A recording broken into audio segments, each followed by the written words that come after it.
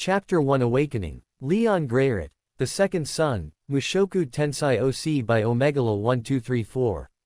A sea of stars flashed past my vision, transforming into a hazy symphony of colors, only to be abruptly replaced by a blinding light that forced my eyes shut. What was happening? Finding solace in the comfortable darkness, a cascade of memories began to flow through my mind.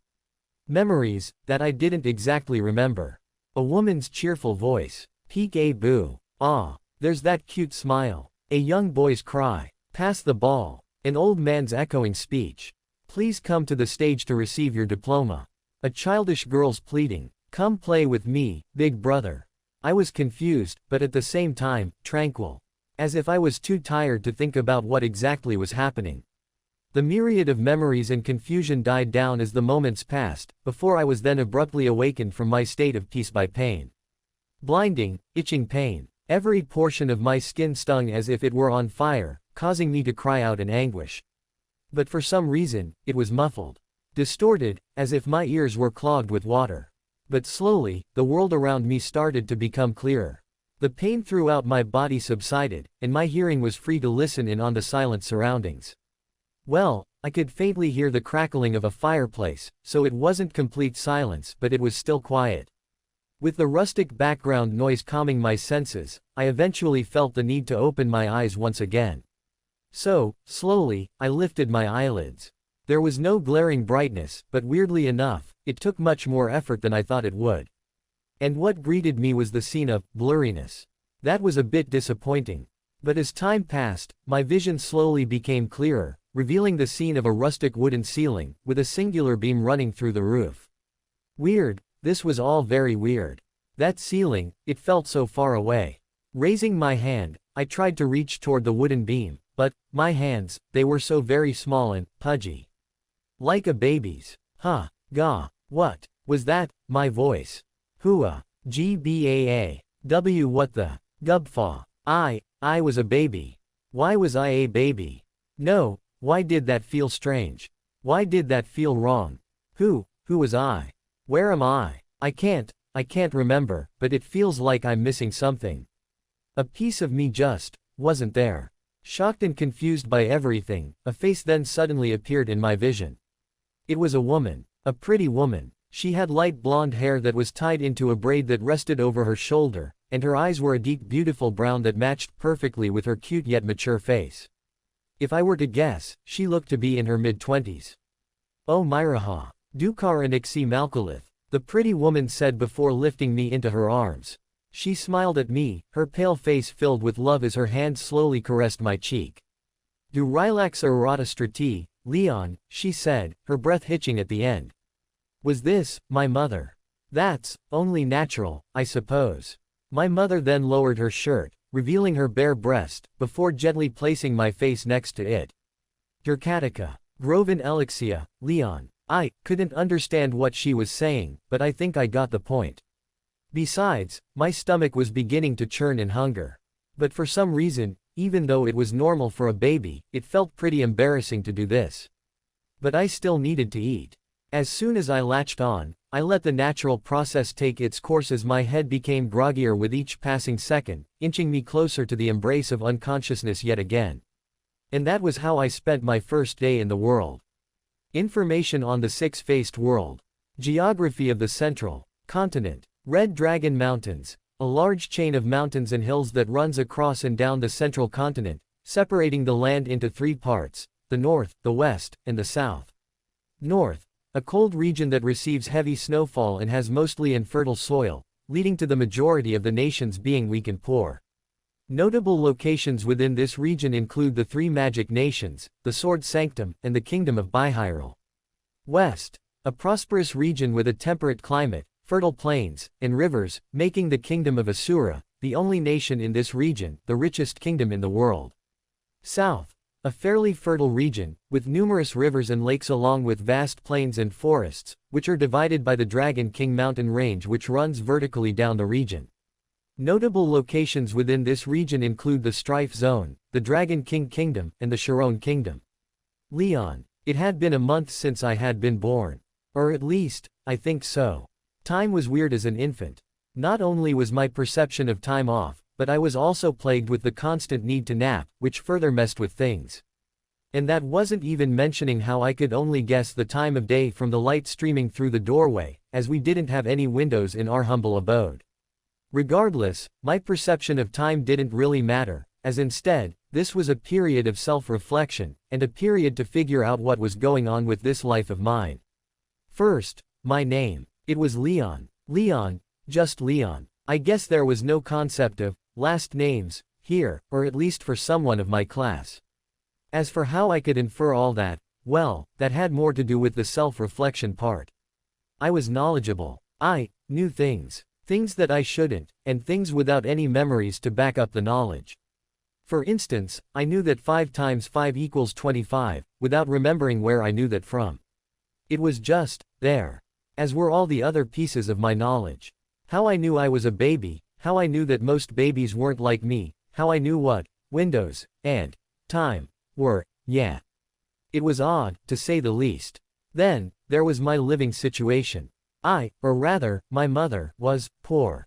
This was likely because my father was absent, which was either due to him leaving my mother on his own accord, or, considering the medieval technology, him simply dying. Perhaps he was sent off to war. Or maybe it could even be something a little more exciting.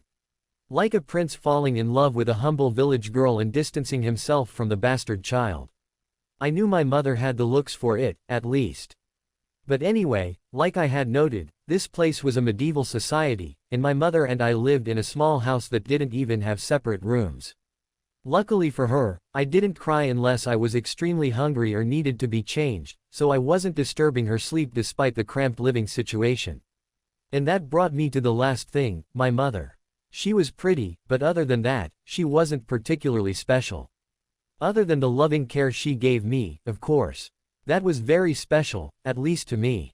While I had yet to learn her name, my mother worked as a humble basket weaver, which seemed to make enough for the bare essentials.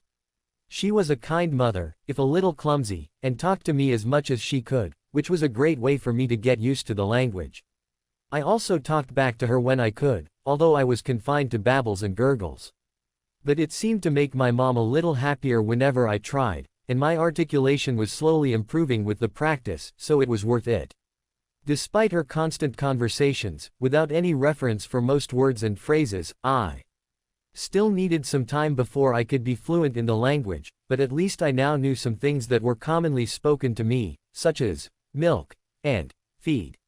Anyway, while I was curious about the outside world, for the moment, I was still confined to my crib, and thus, I passed the time by slowly growing my motor skills and vocabulary. It was quite boring, to say the least. Like this, another 2 months passed. Though again, that was just by my estimation. And in these 2 months, things had mostly stayed the same, at least for our general situation. But I could move now. I was sure that this was odd for such a young baby, and from the surprised face my mother showed when I first started crawling around, my suspicions were confirmed. I guess I was a bit more advanced then. I wonder if me being completely conscious changed things, or perhaps I was just built differently. But either way, life seemed much less boring now that I could explore the house, as small as it was. Unfortunately, I was still too short to reach the door handle, so I wasn't able to go any further. And that wasn't all. Honestly, Leon, I don't know why you want to go outside so bad. I could understand my mother. Of course, I still had trouble with vocabulary, and my vocal cords weren't developed enough to respond, but it was progress. Picking me up, my still unnamed mother then rested me on her lap as I let her hands brush through my silky smooth hair. It's a bad omen for kids to go outside before their first year, you know. She scolded me with a pout, gently poking my nose with her finger. Ah, that ticked. Stop it, mother. But yes, that was the main reason I wasn't allowed past that dreaded door, even though I often sat myself in front of it, begging my mother with my eyes to let me out. Bad omen. I could only assume it was due to environmental concerns, as newborns were terrible at regulating body temperature, or maybe they were worried about infection and disease. I wonder if this was a custom of this particular place, or if it was something common amongst this entire world. And that's another thing that I learned. The place that I lived in, it was a village. I didn't know the name, of course, but I knew that it was quite small, and my mother was only able to make a living by selling her wares to passing merchants who also just so happened to be the only people other than my mother that I had ever seen. And today, or rather, tonight, judging by the lack of light peering through the door, was just like any other. Mom made her baskets while talking to me. I listened absent-mindedly, and then I crawled around until I either tired myself out, or was picked up and placed in my mother's lap like now. Such was life. Are you hungry, Leon? It is about time for bed, isn't it? I was getting a little hungry, even though I didn't show it. I guess this was a mother's intuition, or something similar. With her readjusting her dress, I prepared myself for the meal. I wonder why you always close your eyes before feeding, she said curiously. Because it's embarrassing enough. But, just as I was about to latch onto her breast, I heard a commotion from outside. The sounds from outside were usually quiet. The odd carriage rumbling by, the sounds of people talking as they walked, the sound of children running past, those sorts of things. But this was different. It was yelling, screams of pain, the sounds of clashing blades, the crackling of fire, the sound of chaos. What was happening? Bandits, my mother said breathlessly, her voice trembling slightly. Feeling my mother's hand squeeze harder around me, I looked up and saw that she was wearing an irregularly serious expression. Her face quickly turning pale. Leon, why you have to be quiet, all right? Be quiet for Mom, please, she pleaded, looking down at me. Before I could respond, she picked me up and carried me over to the bin of discarded basket materials before placing me inside, hastily covering the top of my head with straw. Just stay there, okay? And don't come out, no matter what, she said with a fake smile. Her voice, it was panicked, laced in fear and anxiousness. Oh okay, let's do this, Alice. Just like Mama taught you, she murmured to herself as she walked to the front of the doorway. So my mother's name was Alice. No. Now was not the time to be thinking of such things. My mother then slowly undid her shirt, revealing some of her cleavage, before she then collected her hair into a ponytail that rested over her shoulder. Appear good enough to be used, but not taken. See, come on, Alice. Leon still needs his mother, she told herself. Good enough to be used. No, why would? Crash. The door burst into splinters as a woman, with a large scar across her face that matched her rugged appearance, entered the room. My mother's face paled. Oh yeah, what's this? Some harlots living in a little village like this. Resting a sword on her shoulder, I noticed that the tip of it was stained red, and from the smell, I knew that it was blood. That wasn't good. It wasn't good at all. This woman was a bandit, wasn't she? The bandit says, her eyes narrowed. You're good enough to sell high, too. As long as we find a good buyer, that is. And no, my mother shouted, stepping backward. Get away. Oh yes. The woman sneers. Now come here. Don't struggle. The bandit then tapped the tip of her sword against the ground in front of her. What do I do? No, I can't do anything, I know this. But, it felt wrong, to just sit here like this. My mother then cast her gaze my way, her eyes meeting mine before they narrowed in resolve. What was with that look? All right. I'll go with you, she says through gritted teeth. Not wanting to betray my mother's trust, I held my breath despite the sickening feeling as she stepped closer and closer to the bandit, the sounds of a violent rampage increasing in the background. That's it, be a good girl, and who knows? The client might just use you as a pretty face, the bandit woman said with a sneer. I watched as my mother slowly crouched in front of the bandit while her hand slowly reached toward the back of her leg, where her carving knife was strapped, hidden from the bandit's view. Don't tell me. No. My mother wasn't a fighter. Distraction. Gah, I shouted. The bandit's eyes instantly darted toward me, her pupils narrowing as soon as she set her sights on me, as I began to feel an inexplicable pressure descend on my very being. Is this how a rabbit feels in front of a lion? The feeling of being prey. My breath hitched and my pulse quickened. My heartbeat, it was too loud. The very fabric of the air seemed stifling. What's this? A little brat ack. She's cut off as my mother's knife descended toward the bandit's neck, but befitting the instincts of a fighter, she dodged out of the way just in time, the blade lodging into the bandit's shoulder instead. No. Time seemed to come to a stop once again as the bandit slowly pulled out the blade, the blood dripping onto the wooden floor being the only sound in the otherwise silent room. "You just did that, didn't you?" the bandit said. I felt the crushing pressure of her presence dissipate, but for some reason, that didn't make me feel any more relieved. No, in fact, it only made me more nervous. I feel my hands shake.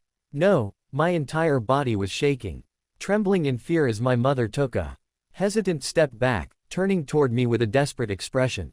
Leon. Run ga. Blood splattered across the floor as the bandit's sword ran through my mother's chest. Who's running where? Huh. Damn it. Now Hector will be on my ass for needing his damn healing magic, the bandit says, spitting on the ground as she placed a hand over her wounded shoulder. I couldn't think. My mind was blank, the distant sounds fading into the background as I looked at my mother in horror.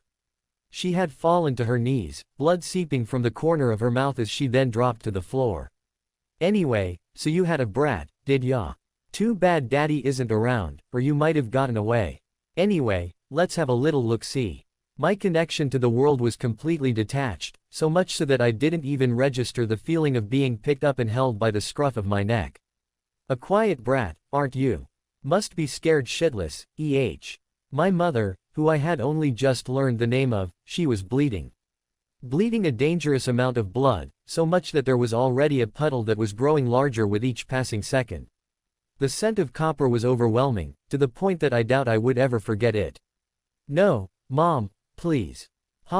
Boring tilde well, it's not like anyone could take care of you now anyway, so consider this a small mercy on my part. Better than starving to death, right? My eyes slowly drifted over to the voice as the bandit slowly pulled out a dagger. I felt the tip press against my throat, but despite my life being in imminent danger, I couldn't find myself any room to care. Mom, sorry kid. Her words were cut off as a flash of white crosses my vision, accompanied by the sound of howling wind and a distant boom. Blood splattered onto my face, and I watched as the arm which was holding me flew through the air, followed by the head of the bandit.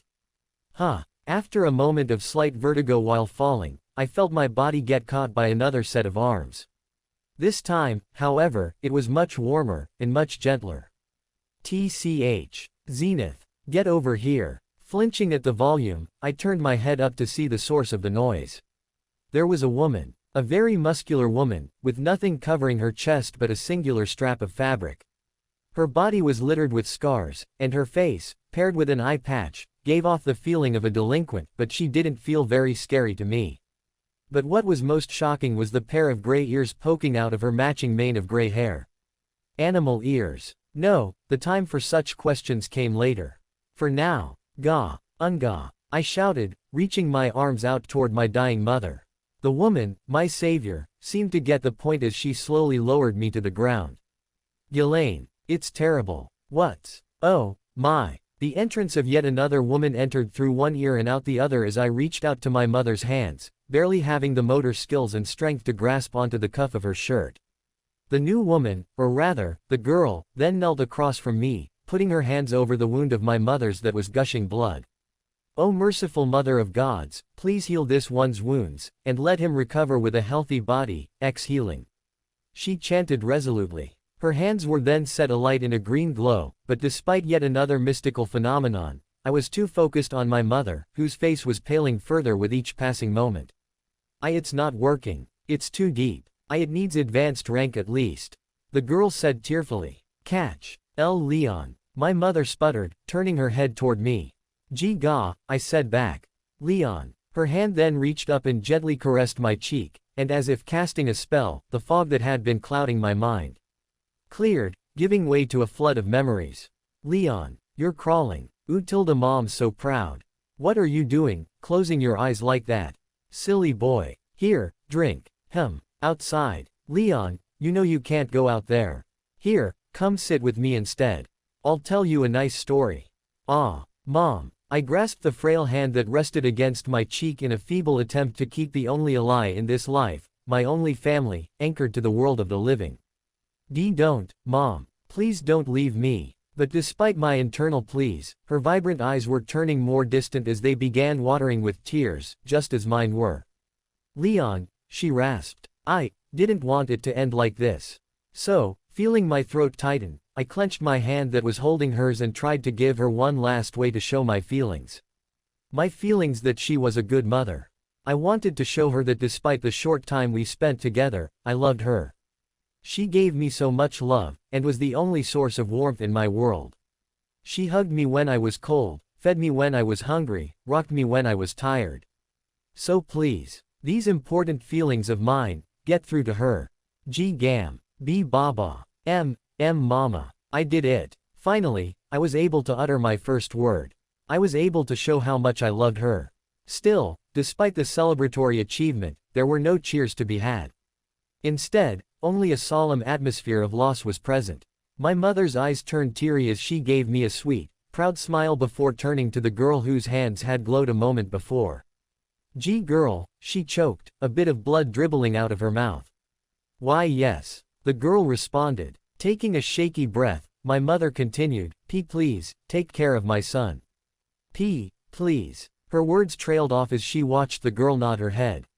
I will. Absolutely. The girl stopped herself as she noticed the state of my mother, her hand quickly reaching to cover her mouth as tears threatened to escape the corner of her eyes.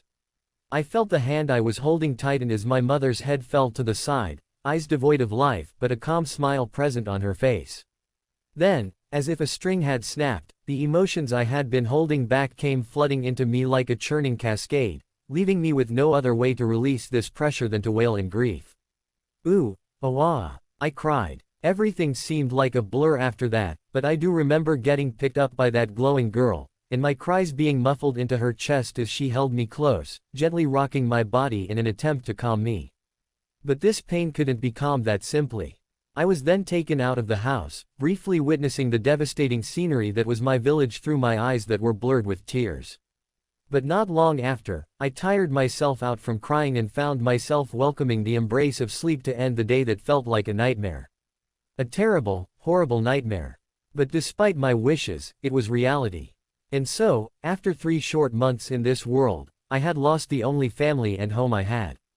But at the same time, while I didn't know it yet, I had gained a new one as well. Chapter 2 Fangs of the Black Wolf. I think he's waking up.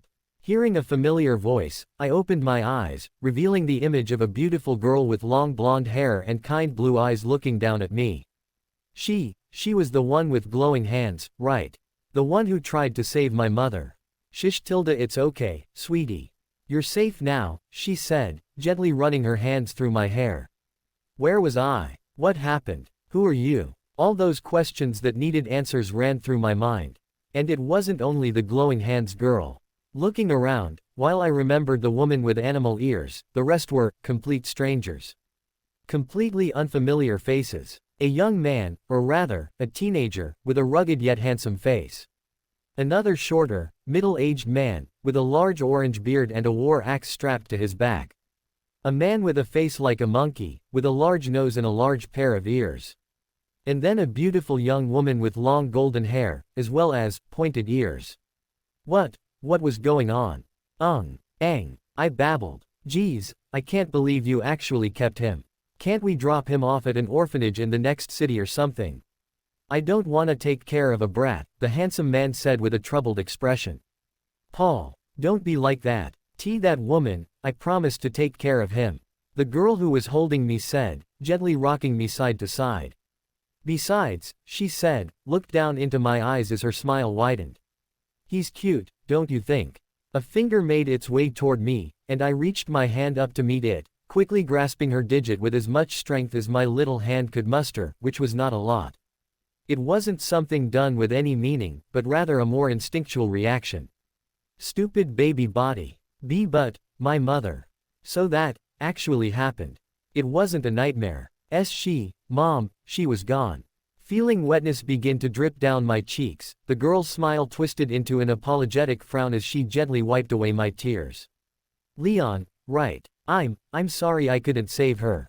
But I'll take care of you from now on, okay? I can be your mama, the girl said. She would be my mother. But she was so young. Why would she want this responsibility? Was it out of some twisted sense of duty? I wanted her to be my mama. She felt warm, and I didn't want to be alone. But my mother, Alice, she was actually gone. Even if this girl, or this group, became my caregiver, I would never forget my mom. For all the love and care she gave me, I couldn't ever forget her. TCH. We still shouldn't take him with us, Zenith. We're adventurers, you know. It's a dangerous job, the handsome man, Paul, said before turning to the pointed-ear lady. Come on, can't you back me up here, Lena? Well, I somewhat agree, but as long as he's with Zenith, who should be out of danger anyway, it doesn't really change much, does it? Besides, I am quite skilled at childcare, she said with a smile. So that was Lena. I was curious about her ears. Whatever. Just don't get on my ass if I find the little shit annoying, Paul grumbled before walking up to me. He then looked down at me with a frown. For some reason, I didn't like this guy. He was mean and scary. Plus, I felt a little hungry, so. Wah. I cried out. Oh, it has been an entire night. I guess you're thirsty, aren't you, Leon? Zenith said softly. I see, here, there's some water left, so drink up, kid, Paul said, pulling out a canteen. Was this guy an idiot? No, everyone said in response, even the bearded man, who had been silent since I woke up. Paul, even I know not to give infants water. Are you stupid? Said the animal-eared woman, who I noticed also had a tail. She was, Elaine, right. The one who saved me from the bandit. I don't wanna hear that from you, muscle brain. Paul shouted back. What did you say? She growled. As Ghislaine and Paul began to have a squabble, Zenith carried me over to the other three in the group. What do we do? I know that some places have mashes for infants, but we don't have anything like that, Zenith said worriedly. Lena then walked up and took me into her arms. She was warm too. Don't worry about that, Zenny. Fortunately, I've been a mother several times before, so it's quite easy for me to get back into things, she said. Her words seemed to interest Paul, as the man then looked over with a curious expression on his face. Get back into things. What's that mean? He asked. It means I can produce milk, even if it's been a while, Line answered as she pulled down her shirt. Maybe I could get a drink myself later tonight then, he said with a suggestive tone. So he was that kind of character, then. I then heard the sound of a short smack. Ouch. Zenith. Why? Because you need punishment. Well, at least Zenith has a head on her shoulders. That must be the name of the glowing hands girl that had been holding me. I was too hungry to feel embarrassed, so I quickly latched onto the waiting breast as I began to ponder over my recent discoveries. It seemed that this world was a bit different from what I had thought. Glowing hands, adventurers, long ears, animal women. It was all new and exciting, even if the reason for expanding my worldview had left me heartbroken. While it was a little bit scary to think that what I knew was all wrong, at the same time, it filled me with a sense of relief. Feeling relief at unfamiliar things was surely an odd thing to feel, but I couldn't help it. Because while it may make me seem a bit more helpless, it also made me feel normal. But it wasn't only relief and slight fear that I felt, as I also held a sense of anticipation. Just what did this world, different from what I thought possible, have in store for me? There was tragedy, as I had already experienced, but there must also be good too, like these people, and like Mom was. I suppose only the future would hold any answers. Information on the six-faced world. Races of the world. Human race. The most dominant race in the world. They have a relatively weak physique, short lifespan, and high intelligence. Elf race. Have low fertility, very long lifespans, and a very good sense of direction. Dwarf race. Short in height, love alcohol, have lifespans longer than humans, and high dexterity, leading to them being a race of craftsmen and blacksmiths. Dragon race. Strongest of all races in terms of physical abilities, they live for hundreds of thousands of years and have the least amount of living members of any race. Demon race. The various races and species that sided with Kishirika during the human-demon wars and inhabit the demon continent. While diverse, most are bipedal humanoids with many unique traits and abilities. Beast race. Similar to humans in appearance save for the traits of mammals on their body, their lifespans are similar to humans while their physical abilities are slightly superior. They also have an enhanced sense of smell that can identify the faint scents of different people. Heaven race. have the appearance of humans with wings, enabling them with the ability of flight, and have a lifespan of at least a few hundred years. They reside in the Heaven continent. Ocean race. Rarely seen, they inhabit the ocean, making the Ringus Sea, the waters around the continents, unnavigable. They rarely interact with other races. Leon. It had been about a year since I joined this group of adventurers, which, as I had discovered, was a party called the Fangs of the Black Wolf. They had reached a party rank of S, the pinnacle of the Adventure Guild, and as such, they were regarded quite highly for their abilities and experience. But, I couldn't see them as anything other than the goofy people I had come to know. Aw, shit. Oi, you guys. Did anyone see my belt? Nope. Maybe you should ask Zenny. She's the one always taking it off of you lately. Lena. Don't say such embarrassing things. First, there was Paul Greyrat, the leader of this merry little band, while also being a frontline swordsman in a fight. Confident, brash, playful, and bold, he was everything you would expect a skilled, overconfident swordsman to be. Though sometimes he acted more like a thug than a swordsman, he was a good man at heart, despite his faults. What I didn't expect, however, was that he was originally a noble of the kingdom of Asura. And quite a high-ranking one at that. He definitely take after his heritage, that was for sure. Well, I won't deny it. It was a nice night, don't you think, Zenny? He said with a wink. And he was an extremely lustful man. I was surprised when I first joined, as I saw him take Lena to his tent the very first night, and then Ghislaine the next day, and that village girl a week after that, and then a different one the day after. Yeah, all in all, he was quite the womanizer. But surprisingly, this past week, he had calmed down, and only been spending nights with Zenith. It seemed that the two entered a relationship while I wasn't looking. You kids surely love your nightly romps, too bad there are no good men around these parts, Talhand said. Talhand was an interesting character. He was a dwarf and an outcast in his village due to being a magician rather than a craftsman. It was because of this that he decided to become an adventurer, and after some time wandering the world, he eventually found his place with this party. As one might assume from his words, he was also gay. A tough thing to be in this backwards, medieval world, but at least he had the strength to prevent any discriminatory people from making their dissatisfaction known. I do hope we get to the next city soon. I've missed the fresh taste of a young man, Lena said, licking her lips. While everyone in the party called her Lena, her real name was Elinalise, and due to a curse, she needed to engage in sexual intercourse at regular intervals, leading to a very promiscuous lifestyle. As an elf, even after living for over 200 years, she still looked to be in the prime of her life, but unbefitting her fragile and womanly appearance, she was the main tank for the group in battle. A tough and resilient fighter, completely backwards from what one would expect from her looks. Anyway, due to her curse, and her constant need to sat it, she had had her fair share of children over the years, which made her very skilled in childcare, a big bonus for me. Really, I wondered how any infants survived in this world, with idiots like Paul around. Let's just hope they have a good gambling den there. Then I can finally refill our coffers. Geese said, leaning back against the trunk he was resting on. As for Geese, well, I didn't know much about the guy. He didn't talk about his past that much, and his personality was always a little hidden. It made me a bit uncomfortable with how veiled and sneaky he was, but since everyone else seemed to trust him, I did too. What I did know, though, was that he was the party's thief, doing odd jobs here and there, while being the manager of the party. Oh, and he didn't fight. At all. But he was an excellent cook, so there was that. Oi, don't go making us broke, damn monkey, Ghislaine said. Before she turned to me. Here, eat up, Leon. Handing me a cut-up fruit, she then gently patted my head with a smile.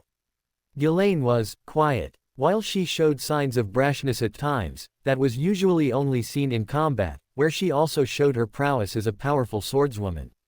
Though, from how she told me of her past, she used to be quite the problem child, which led to her leaving her homeland and pursuing the path of the sword. But seemed to have matured, and with me, she also showed a certain kindness that was rare for her, like she was now. Overall, I was proud to call her. Thanks, big sis. She nodded. Just as I'm about to bite down on the apple-like fruit, I felt my head get pulled back.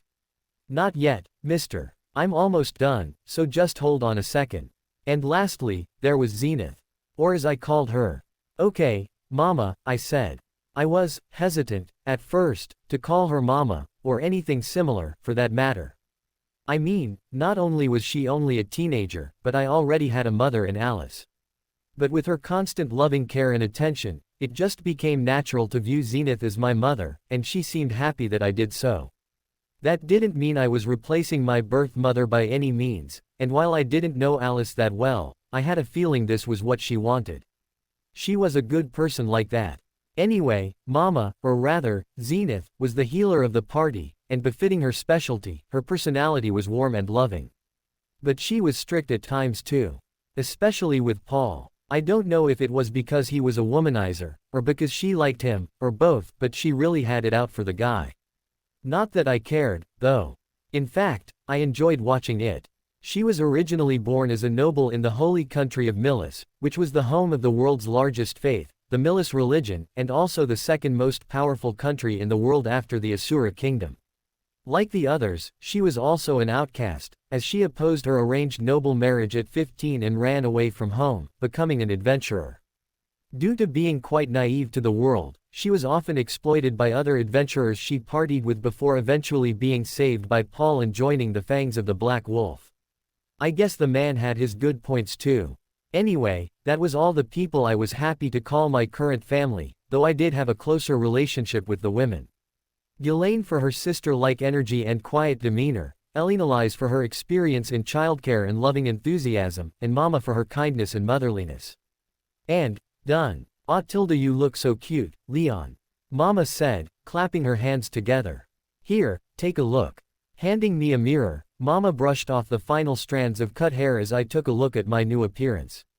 While I didn't want to sound vain, my face was indeed cute, fit with a button nose, a round chin, and large, chubby cheeks. My hair was a golden yellow, and naturally choppy, much to Mama's chagrin, and my eyes were a deep brown, exactly like my late mother's. "Geez, you're going to grow up to be a ladykiller, aren't you? Better not be like Paul, alright," Mama said, tickling under my chin and causing me to giggle. "Stay nice and cute, just like you are now, okay? He better not become like that. I'm blaming the dunce over there if he does," Lena said, nodding to the same man. "Why am I getting bullied?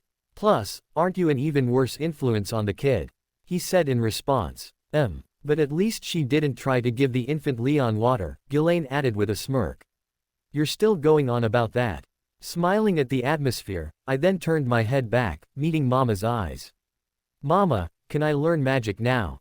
I asked. Ever since I first learned of the concept of magic, I had wanted to try it, but I was always refused, with them laughing off my requests as the ramblings of a child. "Are you sure, Leon? Kids aren't able to start learning magic until their first birthday, you know," Mama said worriedly. My eyebrow twitched. "Just let me. If I can't do it, then I'll drop it. Promise," I said in response.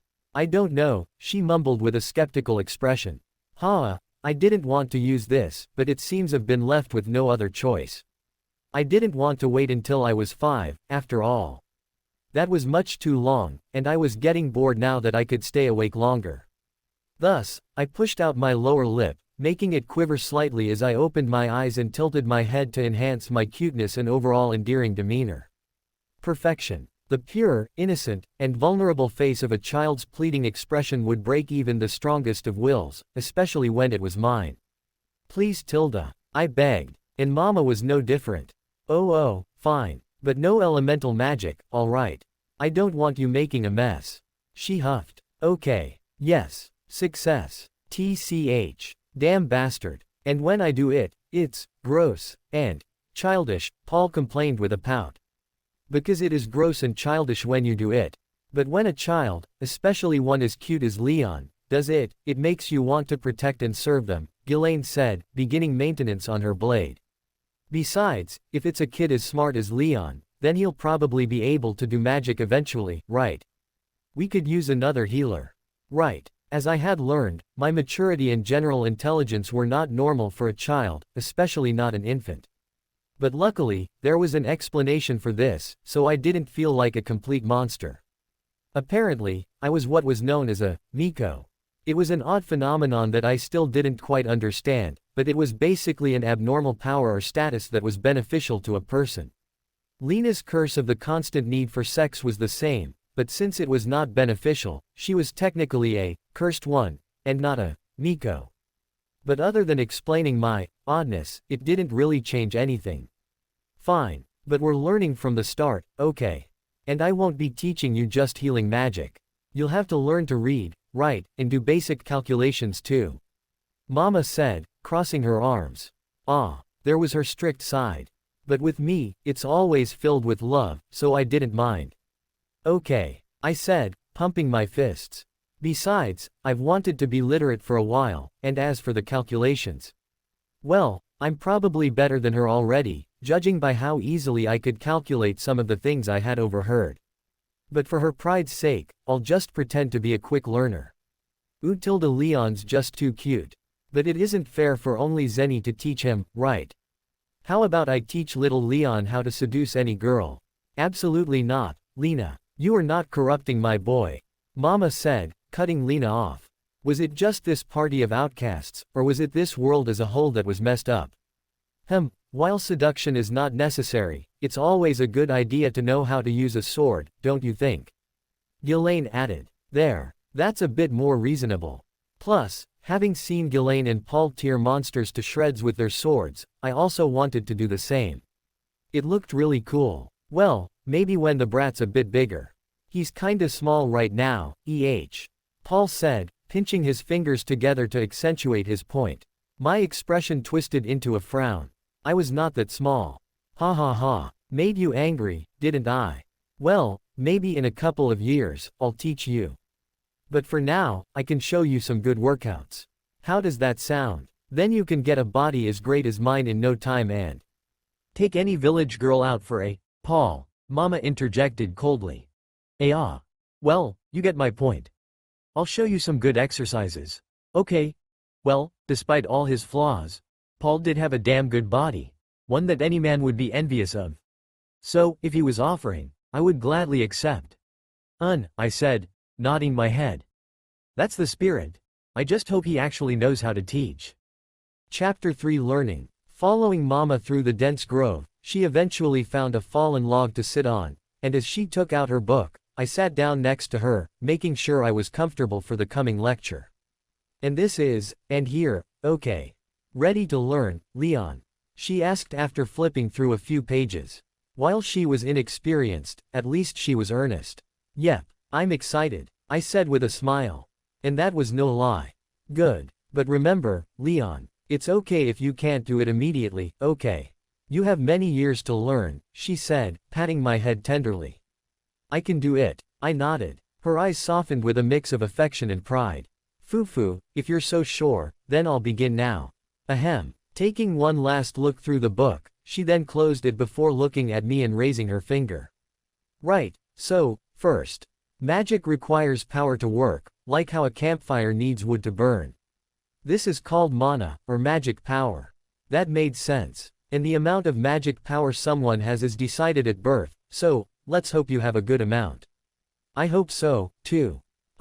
Then, there are 3 types, yes. 3 types of magic. And they are, Mama then opened her book once again as she seemingly forgot where to go next. This would be okay, right? Leon. And that's the basics of magic. Mama said proudly. It was a shaky start, but she got there eventually. At first, she needed to constantly check the book, but that wasn't due to a lack of knowledge, but rather her worry that she was teaching me the wrong thing or forgetting something important. A performance anxiety, so to say. But after she got into the role, she got increasingly confident, and showed off the intelligence that made her one of the few S-rank healers in the world. Basically, as she had explained, magic required magic power, or mana, to work, and one could use magic in 2 ways. The first was by incantations, which is when one recited a set of words to cast a spell, and was the most common form of magic. And the second way was with magic circles, which was when one inscribed a pattern using special ink to cast a spell by pouring magic power into said pattern.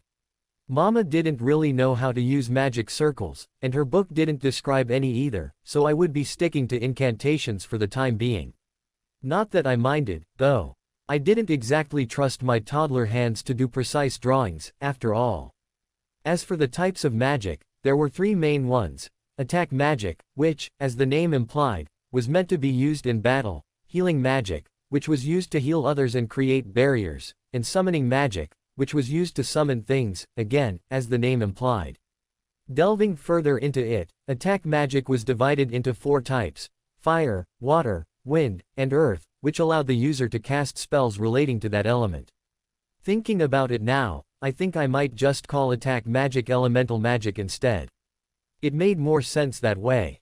Healing magic also was divided into four types, those being healing magic, which healed injuries, detoxification magic, which purged poisons and disease, divine strike magic, which was magic that could harm incorporeal monsters, and protection magic, which was used to create barriers. This one too was named a bit weird, as only two of the categories could be called healing, so I think support magic would be a better thing to call it. I won't tell Mama that, though. After all, she did try her best to teach me the conventional way. But I did have a question. Mama, I've heard you said beginner and intermediate spells, what do those mean? I asked. In fact, I swear the others have used those words before, and Ghislaine had also introduced herself as a saint. I initially thought it was just some kind of religious thing from her homeland, but thinking about it now, it was weird that she would hold that moniker when she abandoned her homeland. Mama's eyes widened at my question. Oh, rank titles. I can't believe I forgot about that. Okay, so, these rankings are used for both swordsmanship and magic, and they are. Oh boy, here we go. Listening to her long-winded explanation, I think I finally got it, for the most part, at least. In this world, there were 7 ranks that described one's battle strength. Those being beginner, intermediate, advanced, saint, king, emperor, and god, in that order. While Mama didn't understand how the ranks worked in swordsmanship, she was able to explain roughly how it worked for magic. Typically, spell rankings were proportionate to the amount of magic power needed to cast it, though there were exceptions, like detoxification magic, where it was more about the range of spells than the power, as ones were needed for specific diseases and illnesses. But for magic, the more mana that was needed for a spell, the more skilled one needed to be in order to cast it and control it. So, even if someone was born with a crazy amount of mana, they wouldn't instantly become a king-ranked magician, though they would have the potential to. But, in short, the rankings went like this. Beginner was basic mana manipulation, intermediate was advanced mana manipulation, advanced was complex manipulation, usually with a large area of effect, saint was large, complex, and with elemental magic, usually affected the weather. King, emperor, and god rank went further in complexity and scale, but for an intermediate ranked mage like Mama, it was difficult to comprehend, especially since she had never seen such magic being cast in person. What was interesting, however, was that for most adventurers, advanced and intermediate ranked spells were all that were needed, as controlling the weather was not usually useful for anything but wars and land maintenance, like watering fields. Though, it would be pretty sad for someone at the pinnacle of magic to be used as a watering can. I pity whoever ended up like that. I think I get it now, Mama. Can you teach me a spell now? I asked. Please don't make me pull out the pleading face again. Yep. But, don't get discouraged if you can't do it, okay? It's fairly rare for someone to be able to use magic, much less someone so young, she said kindly. I got this, I assured her. Foo-foo. If you're sure, I'll first teach you the most basic healing spell, healing. Well, that's quite a simple name. This is only able to heal wounds that would heal naturally, such as cuts and bruises, but it's useful to stop blood flow and prevent infections. So, are you ready? She asked while taking out a knife.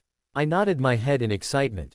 She then poked the tip of her finger, letting the blood bead as I watched with a sickening feeling of disgust. Blood, Mama, that day, Mom. Leon, are you okay? Mama asked, halting my train of thoughts. Why yeah, I'm ready, I said, shaking away the bad memories. Okay, remember this chant, alright. Ahem. Let this divine power be as satisfying nourishment, giving one who has lost their strength the strength to rise again, healing. A green glow is then emitted from her hand as the cut on her finger began to close, and with a wipe on her pant leg a moment later, it was as if the injury was never there. See that? Now, do you think you can try? She asked. Yeah, can I have the knife? I said. Nope, you'll have to practice on Mama for this one. She then did a similar process as before, causing me to flinch as the blade pressed against her finger.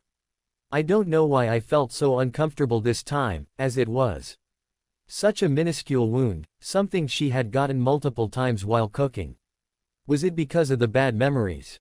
Was it because it was intentional? Or was it because that she was hurting herself for my sake? Well, I'll just have to make the owie go away, won't I? Now, how did it go again? Ah, that's right. Let this divine power be as satisfying nourishment.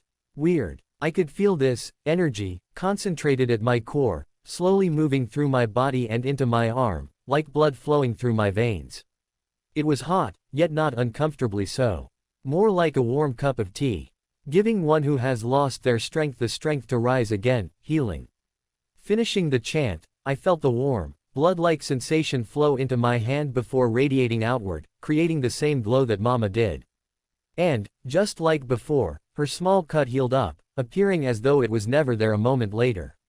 Leon, you did it. Tilda, you're a genius. My little Leon is a genius. Mama then picked me up before smothering me with her admittedly bountiful chest. Those things, they were dangerous. I felt like I was going to suffocate one of these days. I needed to get bigger, and fast. Squirming out of her grasp, I looked down at my hand which had just performed, at least by my previously held standards, a miracle. Magic, it really was amazing. Mama, could I try again? Please, I pleaded, looking up at her.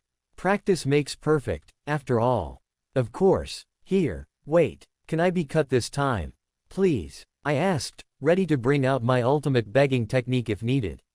While I was confident in healing her injuries now, I still didn't want her to be in pain for me, even if it felt like nothing to her. I hated seeing her hurt. I don't know, she said hesitantly. But Mama, wouldn't it be better to know how the spell affects the target? And there's no better way to know than this, right? I said. Did I believe that? Not really. But it sounded logical, so hopefully, she would agree. Fine. But I'm making the cut, okay. And no whining about Mama hurting you afterwards. I promise I won't. Success. As the edge of the knife pierced my skin, I ignored the stinging pain as I closed my eyes, focusing as I began chanting the spell. Let this divine power be. Shoot, I completely forgot the rest. But the warmth in my chest, if I could just grasp it, and push it forward. Come on, Leon, picture it. The cells of the body replicating perfectly, orderly, all working together to mend the wound with each layer of skin, from the dermis to the epidermis, and all the severed capillaries. Make it. Leon. Hearing Mama's quivering voice, I opened my eyes just in time to watch the glow emitting from my hand subside. And the cut, it was healed. Mama. I did it. My voice slurred as I was overwhelmed with a wave of intense fatigue, before I suddenly felt my knees buckle, sending me falling to the ground. Luckily, I was caught a second later by the shocked Mama as my heavy eyes began to close, my vision quickly fading to black. Damn, it seems that I passed out. Zenith Latreia. Catching Leon's unconscious body, I felt my mind finally clear from the haze of shock. He just did that, didn't he? No, obviously he did. The proof was right there in his completely healed finger, his skin as soft and smooth as usual. But, casting magic without an incantation, that was only possible for the most seasoned of mages, and even then, it was extremely rare, something akin to a legend. I guess, my Leon was that much of a genius, huh? Combing my hand through his smooth, golden hair, I couldn't help but frown at his sleeping face. It seemed that his limit was 2 spells, so, not that much at all. But, maybe it was because he used magic without an incantation. Or, it could be that he was still able to grow the amount of his magic power. Generally, one's amount of mana was determined by birth and inherited from one's parents, but in some rare cases, there have been people who grew their reserves over time. Well, if it's Leon, then I could easily see him being the latter. He was just that special, after all. Thinking about it now, our party had really changed since he came into our lives. The fangs of the Black Wolf had turned from a party with admittedly good chemistry, to a true family. And it was all because of this cutie. Truly, he was a blessing. Absolutely something granted to us by Millis himself. Wait, no, I needed to tell the others. Fufu, we had another healer. And one that I taught myself. Even if he could only cast a couple of spells, it was still useful. And knowing my boy, he would definitely be eager to help out. After all, he was such a determined and mature kid. And yes, Leon was my boy.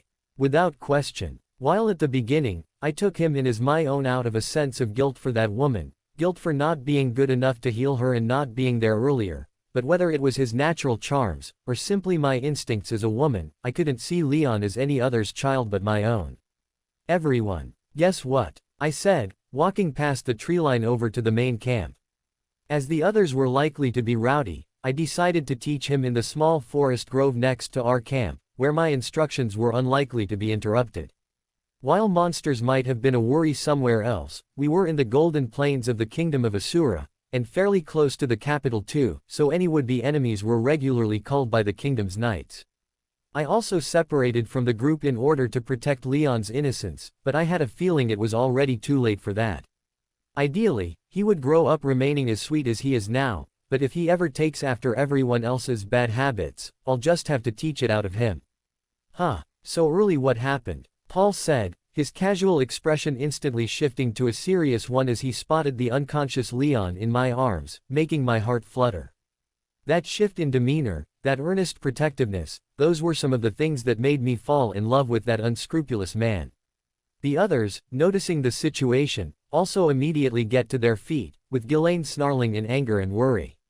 She really was like a big sister to him.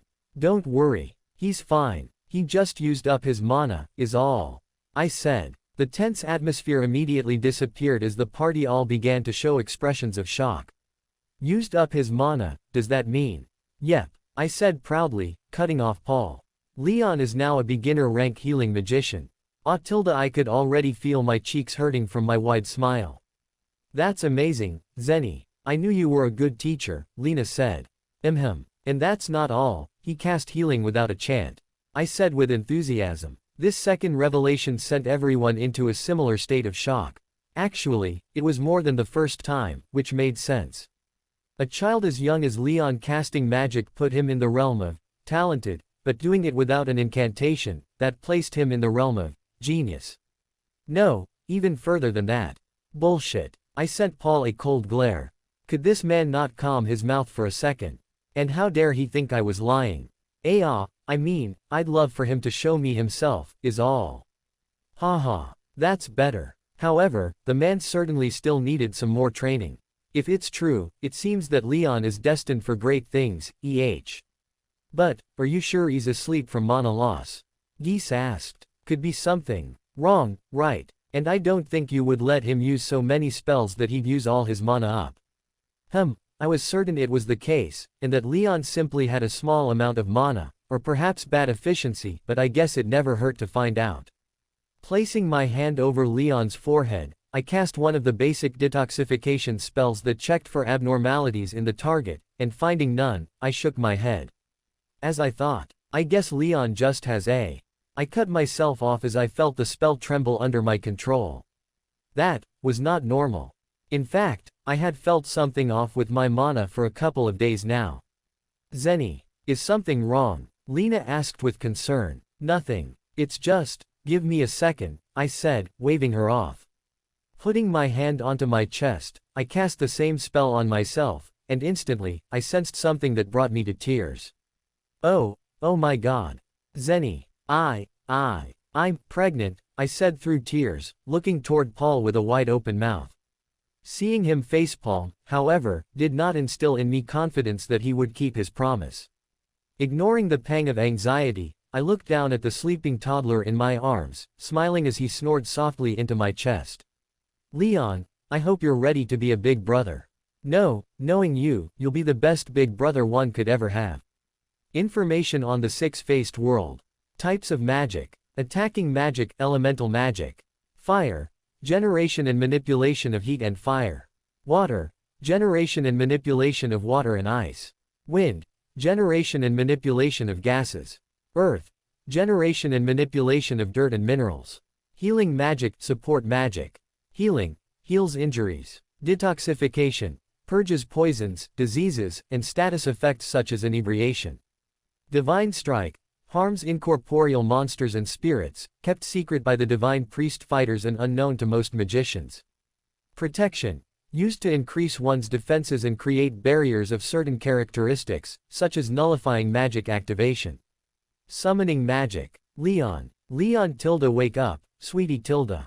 Hearing the soft feminine voice, I slowly opened my groggy eyes. Shoot. I passed out.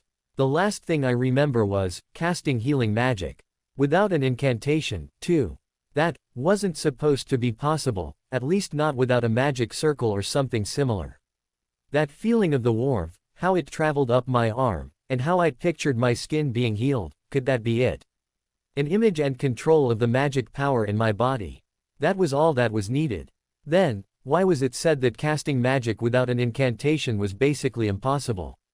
Was I special? Or was it some sort of intellectual stagnation, where everyone was taught to use incantations, and the world conformed to that idea? I'll have to do a bit more practice before I can be sure. There. Are you awake now? No headache or anything? Mama asked. I shook my head in response. No, I'm fine. Just a little sleepy, I said, rubbing my eyes. Still, you've been napping for a few hours now, she said. Really? I was asleep for that long. Darn, I'll have to remember not to run out of magic when I have something important to do. Though, seeing that the sun was beginning to set behind the rolling green plains, it was true that quite a bit of time had passed. Looking around, I noticed that the rest of the party was packing their stuff up, which wasn't unusual, but past that, there was a weird atmosphere in the camp. Mama, what happened? I asked. Mama's face formed a complicated expression as she looked down and rubbed her belly. Well, you see, it seems like you're going to be a big brother, she said, her lips curling into a grin. Ignoring the warmth that blossomed in my chest, I sent a glare over to Paul. Mama would be out of commission as a healer, and likely stop working as an adventurer after this, but what would that womanizer do? Don't worry about him, Leon. He said he'd keep his promise. Turning back to Mama, I saw that her face was radiating happiness, her cheeks flushed with excitement. I guess, we're going to be a family now. A real one, she said. A family. Like, me, Mama, Paul, and the baby in her belly. I see, I eventually said. While I wasn't exactly elated to have Paul as a father, at least he was keeping Mama happy. But, despite the seemingly happy news, I couldn't stop the knot from forming in my stomach. Her joyful expression as she caressed her stomach felt like a reminder that I wasn't her child. Even if she always called me her baby, it wasn't exactly that way. So it's only natural to be worried, right? Anxiety and insecurity battled to control my thoughts as questions about the future swirled in my mind. Would I be replaced? Overlooked? No, I could handle those things. Especially if it was to give care to the new life in Mama's belly, but I wouldn't be able to handle being unloved or abandoned. I needed Mama. Mama, are you fine, keeping me? Don't you even start that, she interrupted with a frown. You're my son, Leon. It doesn't matter if I never birthed you. Her expression calmed as her hand ran through my hair. Besides, you'll be there to help me out, right? You know healing magic now, after all, she said, pulling me in for a hug. Okay, I said through watered eyes, burying my face in her chest. There, Paul, dear. Do you have anything to say to your son? She asked. Well, I'm kinda busy right now. Paul, Mama snapped. Alright, I get it. Hearing his steps get closer, Mama then tapped my back, signaling me to look at the man. I know you aren't as close with me as you were with Zenith, but I'll try to be a good father, alright? And hey, now I'll be able to teach you swordsmanship without adventuring getting in the way. Isn't that cool? He said, finishing his words with a charismatic thumbs up. I guess that's fine. Okay, I said with a nod. What? Okay, that's it. I just poured my heart out to you. He whined. All you did was said you'll be a father and teach me swordsmanship. Was that really the epitome of his emotional intelligence? Actually, scratch that. Knowing the man, not counting whatever magic he used to rope in such a kind woman like Mama, it probably was. But aside from that, without adventuring getting in the way, are you retiring? I asked. Paul then released a sigh before looking over at the other party members with a melancholic smile. Well, you see, I have this cousin nearby who offered me a job a year back. I'm just hoping that the offer is still available, he said. A cousin, from his old family, so a noble house position, and with his strength, it was probably something like a knight or a guard. A comfortable life, perfect for a young family. But, what about the family here? Aren't you the leader, though? What will happen to the party? I asked with worry. His smile then fell, transforming into a sad frown. Well, you see, it will have to disband. Chapter 4 New Home. Well, this is where we part. If you guys ever need anything, just come find me. I'll do my best to help you out, Paul said, a hint of guilt in his voice. No, not a hint. There was quite a bit of guilt there. Lena, who had been giving Paul the cold shoulder for the past week, released a long sigh. Right. Just take care of Leon and Zenny. Leon especially deserves to finally have a good place to call home, Lena said. And take care of the new kid too, got it? If Zenny comes running back to me crying because you cheated or were a bad father, I'll race back here to make you regret it, she said with a glare. Haha. Yeah, I get it, Paul returned. Looking at the slightly gloomy group, I couldn't help but feel my mouth twist into a frown. The Fangs of the Black Wolf was a party of misfits, and as much as a rash, womanizing man Paul was, he was the binding glue that brought them all together, both in combat and in regular interactions. So, with him retiring into fatherhood, the obvious result was the dissolution of the party. While most parties wouldn't be that affected if they were disbanded, these guys were a bit different. As a band of outcasts, this party was the only place they had felt welcomed. It was the only place that felt like home. This was also why Lena was pissed at the guy, as his constant sex drive was what led us to this point, and also why Paul was rightfully feeling guilty. But it seemed that she could accept the situation since Zenith was happy, and since I would be living a somewhat normal life, safe from the dangers and erratic lifestyle of adventurers. I then made my way over to Ghislaine, who was also in a downcast mood, at least judging by her drooping ears, before I gestured with my arms for her to pick me up. Smiling at me, she granted my request, and I immediately wrapped my arms around her neck. Are you sure you can't stay with us, big sis? I asked, trying not to release the dam of tears I was holding back. While I definitely felt comfortable being with Mama and could endure being with Paul, I was saddened that I would be leaving this little family of mine. They were the people I had been with for most of my life, after all. Sorry, Leon. I'm going to the Sword Sanctum after this to hone my strength. Hopefully, by the next time we see each other, I will be a Sword King, she said, gently patting my head. Right. These people also had their own lives. I couldn't hold them back because of my selfishness, no matter how much I wanted to. But, we'll see each other again, right? I asked. Of course, she nodded. So get bigger and stronger, and make sure to take care of your sibling and those two. You know that Paul isn't very smart. Hey, Paul shouted in indignation. Giggling at her insult, I sniffled back the snot that had built up in my nose. I will, but, I'll miss you, big sis. I as well. Here, take this.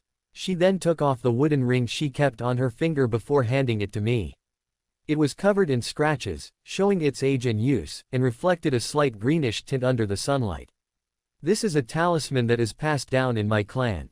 They say it protects the wearer from bad wolves at night, but to me, it's simply a keepsake, she explained. Taking the ring, I took a glance at it before returning my gaze to her eye. Are you sure, big sis? It's special to you, isn't it? I asked. That is why I want you to have it. Wear it, she insisted. It doesn't fit though. Oh, I nearly burst into another round of giggles from her frozen expression. Hee, don't worry. I'll keep it as a necklace until I'm big enough to wear it. I'll keep it safe, I promise, I said as I narrowed my eyes, trying to convey my sincerity. But she only smiled in response, as if my sincerity was only cute to her. Good boy, she said, patting my head. Letting me down, I then walked over to Lena, who picked me up without asking and smothered me into her chest. Ooh tilde little Leon, I'm gonna miss you. Make sure to keep Paul in line, okay? And make sure Zenny is taking care of herself. With her giving me a lecture that could contend with one that Mama would give Paul, she eventually wrapped up our talk by setting me down, giving me a wet kiss on the cheek as she got ready to leave. And, not a few minutes later, with Geese and Talhand saying their farewell, the remains of the now disbanded Fangs of the Black Wolf departed, leaving me and my new family alone outside the walls of Roa, the fortress city of the Fitoa region of the Asura kingdom. While it was not my first time seeing a walled city, as many cities near monster-infested places had ample defenses, this was the first time I had been to Roa. I didn't understand the family dynamic that was going on too well, but from what I could pick up, Paul's old family was of the Greyrats, specifically, the Nodos branch. And this place here was ruled by the Boreas line of the same family. The two family lines likely held bad blood, if my knowledge of medieval families was correct, so this cousin of Paul's probably hated his guts. But then again, perhaps the fact that Paul discarded his Nodos name gave him merit instead. Alright, I'll deal with Philip alone. After all, he's got quite the slick tongue.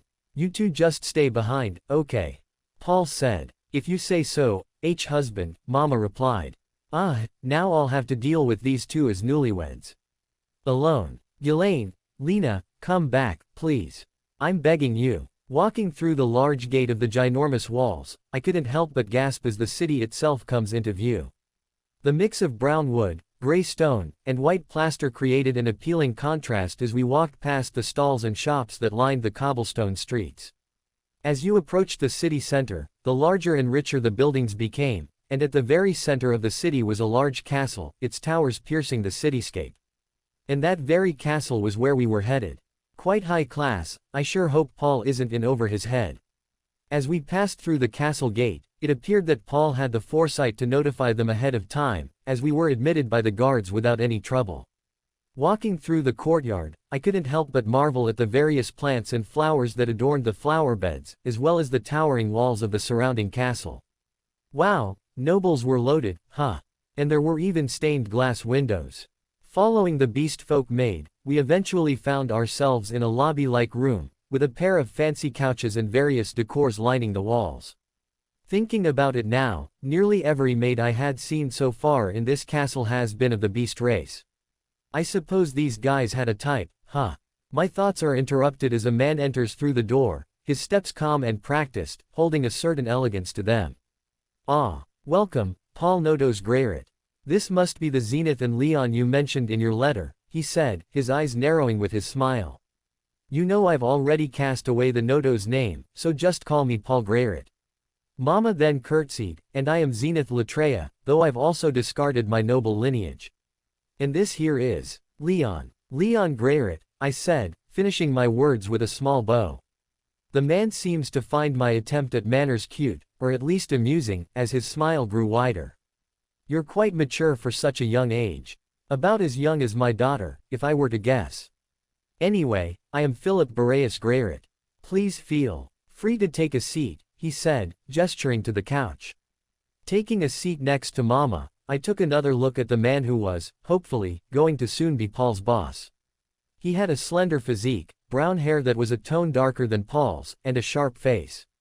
Dressed in an aristocratic suit, this, Philip, perfectly suited the word, gentlemanly. Thanks for meeting me, dear cousin. As you know from the letter, I am hoping you can grant this selfish request of mine, Paul said with a deep bow. I've never seen the man act so civilized and polite. I guess that noble etiquette he grew up with was still in there somewhere. Yes. Here, come into my office. We can talk more in there. As for you two, please don't hesitate to ask the maids for any food or drink you require. And like that, the two men went into the same door that Philip had entered from, leaving Mama and me alone on the couch. Well, they are likely to take a while, as Paul will need to understand his role and responsibilities, so how about we practice some magic? Mama suggested with a smile. Yeah, I exclaimed in response. I was relieved. As cool as this place was, sitting here for hours on end would be mind-numbingly boring without anything to do. Alright, today you will learn your first detoxification spell. Make sure not to use too much mana, okay? I wanted to touch on your reading too, she said. That's fine, I nodded. Good. Now, remember this chant, and watch me closely, okay? This is meant to heal non-fatal nausea, like headaches and seasickness. She then showed me the spell, and trying it on my own, I performed the spell quite easily. While it was difficult to see how effective it was on a personal level, as I couldn't exactly give myself seasickness to fix, I was able to see if it worked by using it on Mama, as her pregnancy put her in a constant state of slight nausea.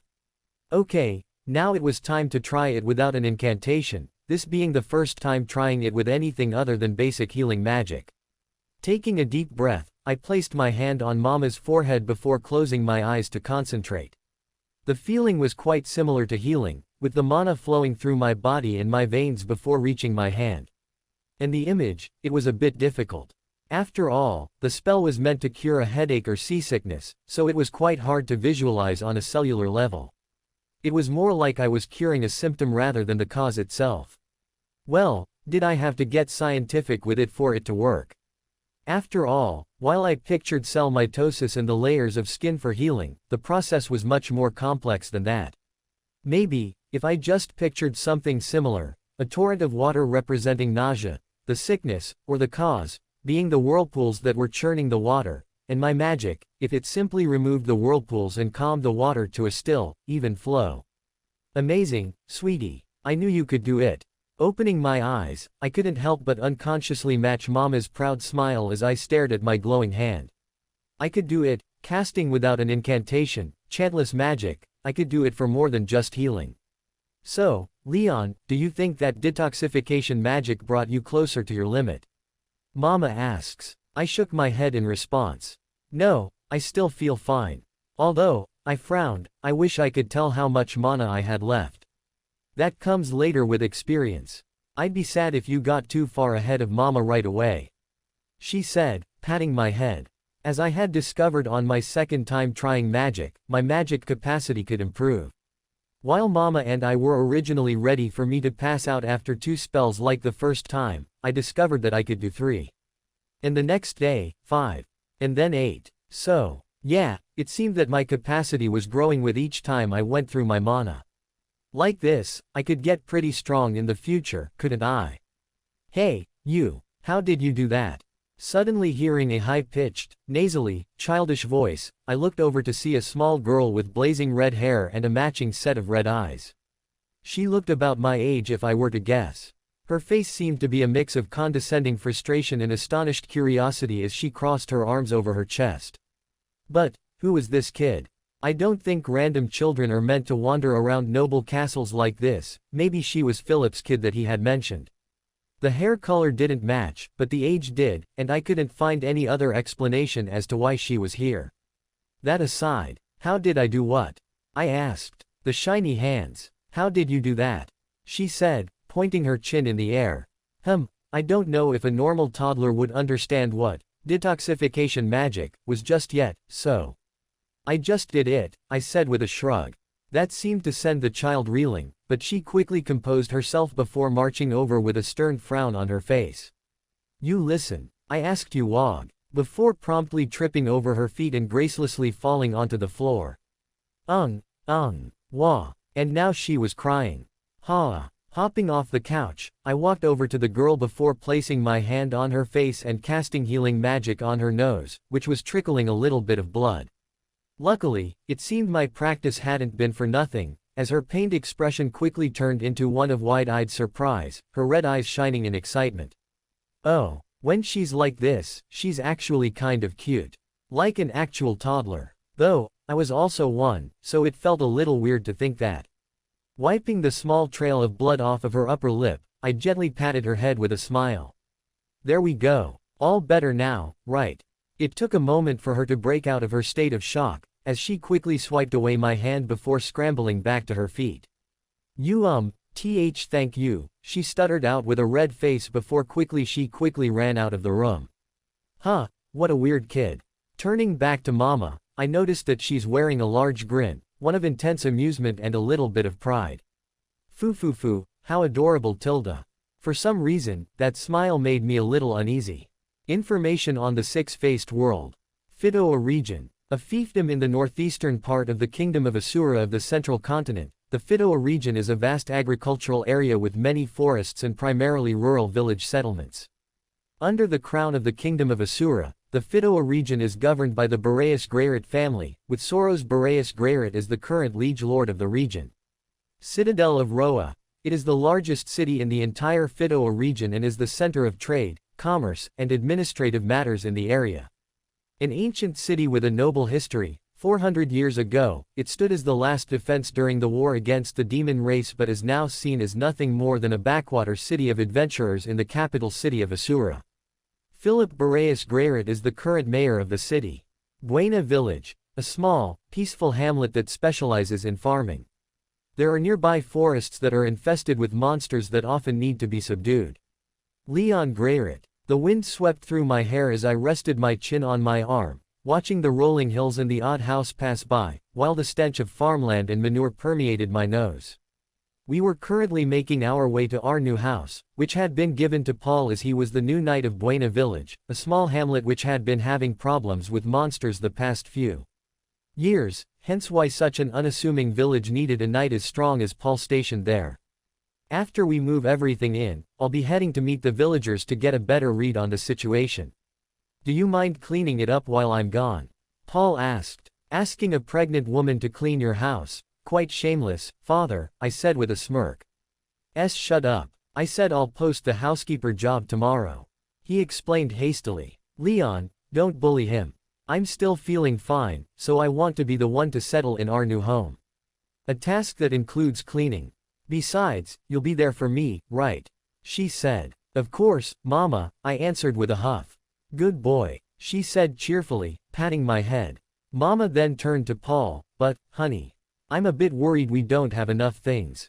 And there will probably be some stuff we can't buy from the village, like tableware and candles. It's fine. We have enough rations to survive for a week, and I'll get anything we're missing when I post the job tomorrow in Roa.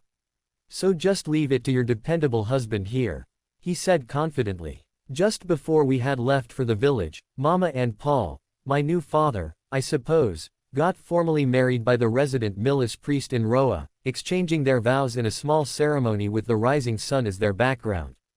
Of course, I was the only guest. I only hoped the man would keep his promises, or I would go running to Lena. Maybe I would even beat him up myself if I got strong enough. Well, here we are, Paul said abruptly, stopping the cart in front of the gate of a large house. It's beautiful. Mama finished for me. Indeed. With the wooden beams crisscrossing the white plaster walls, wooden shingles lining the roof, and crown glass windows seemingly for every room, it was a very nice house.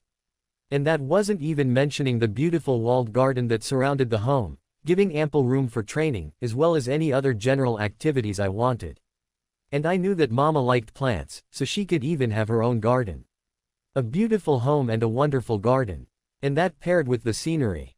Know what? You did good, father, I said, patting the man on the back before I hopped off the cart. Taking in a deep breath of the fresh air, I raised my arms overhead to stretch out the stiffness of my body before heading towards the front door. As there was no need for any locks on the door, I was able to enter without any trouble. It would be a pretty stupid decision to rob the house of someone who was not only your lord, but also the strongest person in the area, after all.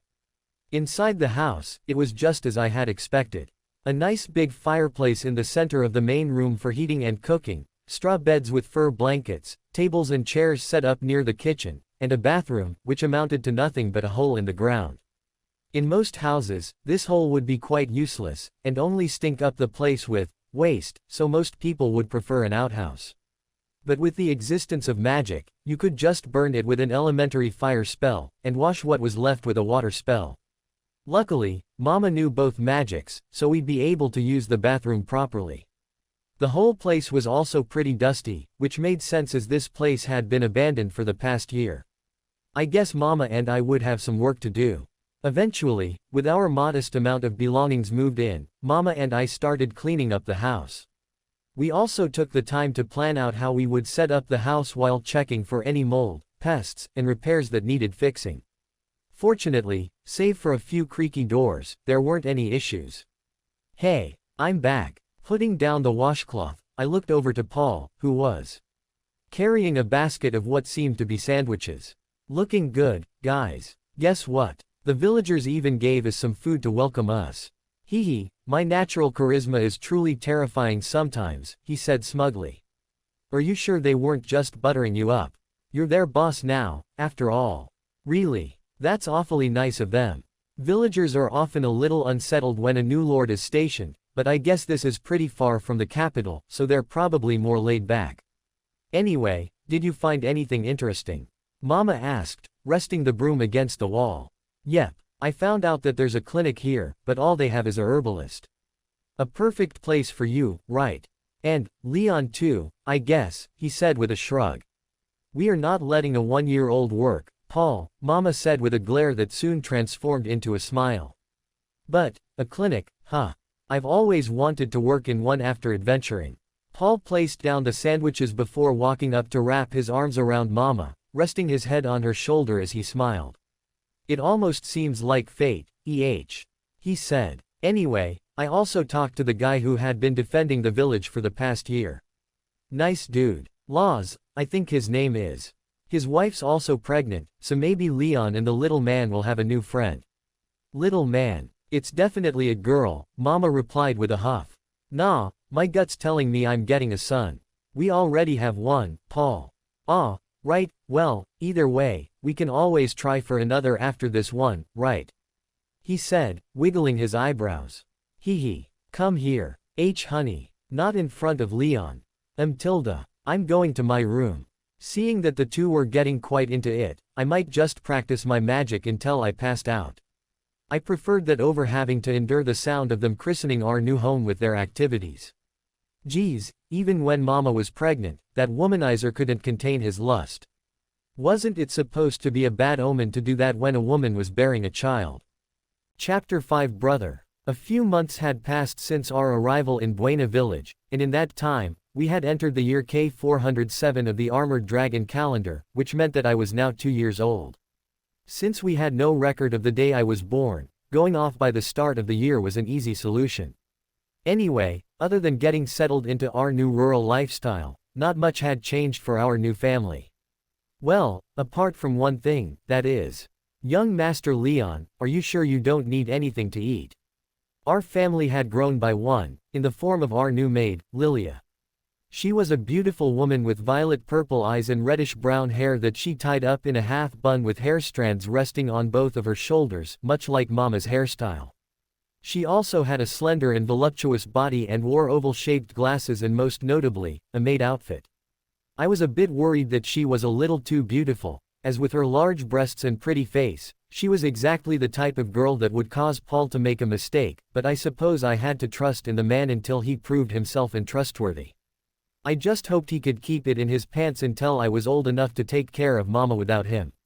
Anyway, Lilia, while beautiful, was quite cold, at least on the outside, but once you got to know her, she opened up a bit. Especially with me, though that might just be due to my childish charms. I'm fine, Lilia. And didn't I tell you to just call me Leon? We're living in the same house after all, I said while kicking my feet in the air. I was currently lying down on the bed and going through one of the books Mama and Paul had gotten. Specifically, Wandering the World, a reference guide to the various countries and places in the world. This was a good way to increase my reading comprehension while also expanding my worldview, and most importantly, it was fun to read. After all, while I had adventured with the fangs of the Black Wolf for a year, we only traveled around the southern region of the Kingdom of Asura, where I just so happened to be born. And even then, I was asleep most of the time, so I didn't learn much about what was happening around me. I am but a maid, young Master Leon. It would be presumptuous to forego my manners, she said, shaking her head. Yeah, but we aren't like those petty nobles, you know.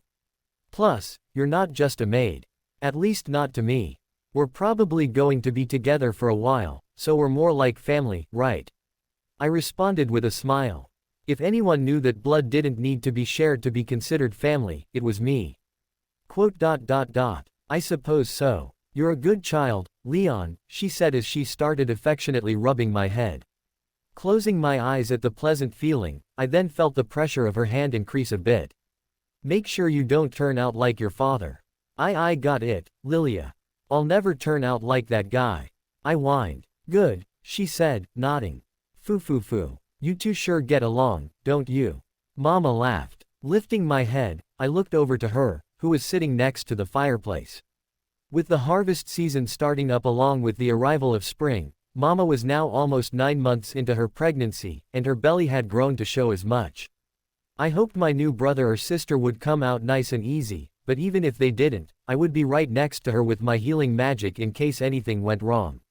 I mean, 17 was supposed to be the prime time for a woman to give birth, and Mama had an active, resilient body from adventuring, so she should be safe. Indeed. The young master. Lilia, I interrupted. Ahem. Leon is a good child, so it's only natural I look at him fondly, Lilia said. And I'm better at calculations than Paul. I added happily. Yes, you are, Lilia chuckled. At this point, Mama shouted, cutting Lilia off. Clutching her stomach, Mama got to her wobbly legs before Lilia stepped forward to support her. Lilia. I think. Don't worry, miss. We've prepared for this. Here, let's move to the bedroom, Lilia said, taking charge of the situation. Leon, can you call Master Paul over? And stay outside the room until I call you, all right? Nodding my head, I then started making my way outside to where Paul was training his swordsmanship. So it was finally happening, huh? It seems like I will be meeting my new sibling very soon. Information on the six-faced world. Paul Greyrat. A tall, muscular, and handsome man with sandy light brown hair, that he keeps cut short save for his long ponytail and bright green eyes. Born in the year K388 to Amarant and Valentina Nodos Greyrat. His personality is bold, confident, playful, and lustful, with a particular attraction for women with large breasts. Paul was the leader of the S-ranked party, Fangs of the Black Wolf, and is an advanced ranked swordsman in the Sword God, Water God, and North God styles. He is currently the knight assigned to Buena village of the Fidoa region of the Asura kingdom. Leon Greyrat. Looking down at the sleeping form of my new baby brother in his crib, I couldn't help but cast another healing spell on the newborn, ensuring that nothing was truly wrong with him. The birth itself went without any issues, and I only needed to help Mama recover from the pain, but what was odd, was the fact that throughout the whole process, he didn't cry. Babies were supposed to cry, right? Well, I suppose it doesn't matter as long as he and Mama were healthy. Anyway, yes, it was a boy, just like Paul had hoped for. Rudeus Greyrat, my new baby brother. With light brown hair and emerald green eyes, he looked like an exact copy of Paul, though that might change as he grew older and matured. But for now, his chubby cheeks, large eyes, and small, button nose made him a very cute baby that aroused the instincts of protection in me. Yeah. While I didn't know exactly what the future held, I promised that I'd make sure Rudy grew up happy and healthy, just like a good big brother should. Leon. Is something wrong? Mama asked from behind me. I shook my head in denial as I got off the stool. No. Just checking on Rudy, I answered. I see, Leon, you know that you're still my son, right? She said gently. Seeing her holding her hands out to me, I climbed onto the bed and into her arms before snuggling against her chest. Yes. Don't worry, Mama. I understand you'll be a bit busy with Rudy for a while, I answered. That's true. Not every baby is as good as you were. But don't worry, they also sleep a lot, so we can still spend lots of time together, she reassured me, resting her chin on my head. I always liked it when she held me like this, as it made me feel both warm and secure. Perhaps knowing I would soon be too big to do this also played a part in my bittersweet mood. I want to learn intermediate healing magic, too, I said with expectation. Maybe, Leon. Only if you're good, she said, raking her hands through my hair. I was pretty sure I had enough mana to cast it, and I was wondering what different spells of different ranks did with mana.